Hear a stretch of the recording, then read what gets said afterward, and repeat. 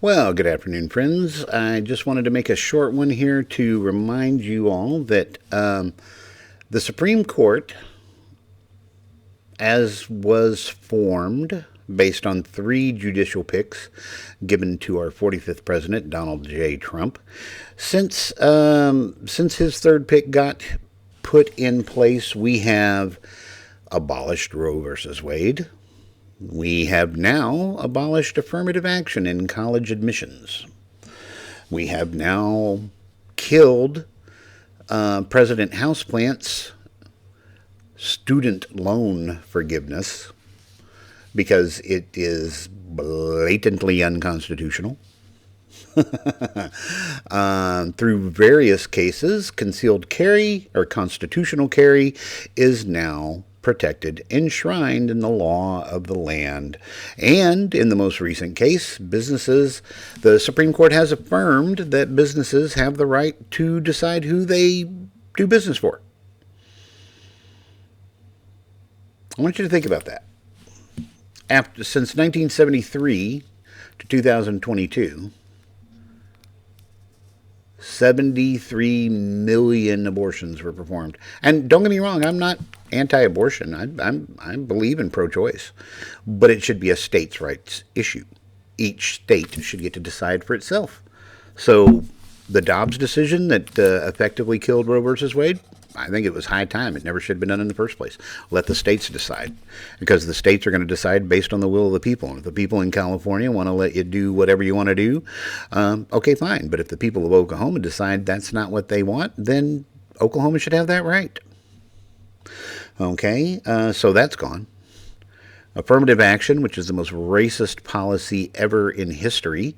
Now, they've only gotten rid of it in terms of college admissions, but, that was high time. And because, here's the thing. With affirmative action, it was such this sounds like it'll be great. We get to address past wrongs.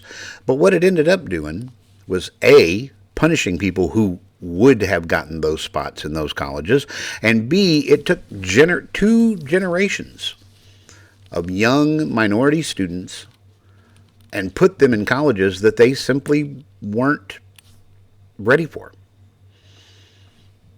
I mean, if they were that level of academic superstar, they wouldn't have needed affirmative action in the first place. But now, two generations of them have been put into university, and who knows how many of them failed out simply because they were not ready for that level of academic regimen. Okay? Then, on top of that, that stigma would follow them for the rest of their lives, because every time they meet somebody in a workplace, every time they get a job, everybody there would automatically, maybe in the back of their mind, they might not say it out loud, but you can't help but, I know for a fact that I've met people in my profession where I'm like, you were an affirmative action hire. Okay, and I'm sure we all have.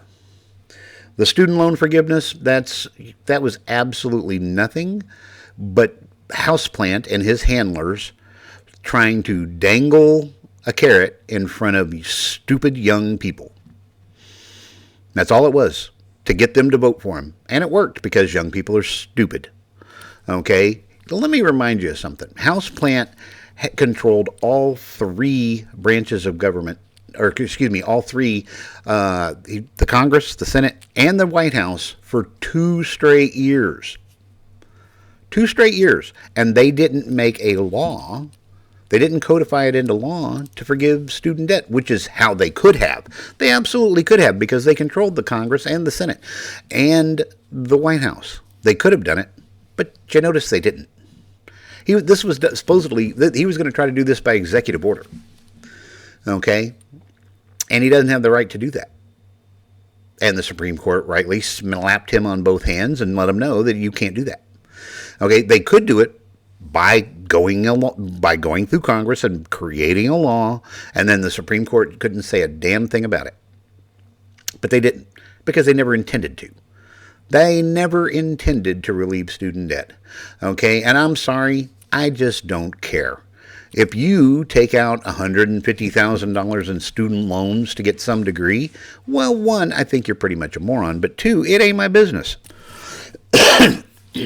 Okay, I took out $15,000 in student loans when I went to nursing school, $5,000 a semester. Okay, and I paid that back. What a shock! You borrow money, you take out a loan, you pay it back. But this entitled moron generation, they think, oh, well, they promised me I'd get a job that I could afford to make these payments. Well, maybe you should have gotten a degree that led to an actual job. Women's studies doesn't qualify you to do anything. African American studies doesn't qualify you to do anything except teach African American studies. Okay? Maybe you should have gotten a better degree. So that's my thoughts on that. Constitutional carry, that should be the law of the land. I think everyone everywhere should be strapped at all times, especially if you live in a blue area, because they're the defund the policers and you know what? Show me a major city that's not blue that doesn't also have a massive crime problem. Show me a blue area that doesn't have a massive crime problem. So everyone everywhere should be strapped, because an armed society is a polite society. Okay? Now, in terms of the businesses being able to pick and choose who they do business with, they should have already done it. Okay? And that whole case out of Colorado was all a bunch of crap, man. That was just a bunch of zealots finding one guy and basically attacking him over and over and over again for years because they wanted to torture the guy. They wanted to drive him out of business by making him spend a bunch of money on legal defenses, okay? And I'm sorry, but if you're a baker and your religious beliefs or your, heartfelt beliefs say, I don't want to do a cake for a gay wedding or for a trans wedding or whatever, you should have the right to do that.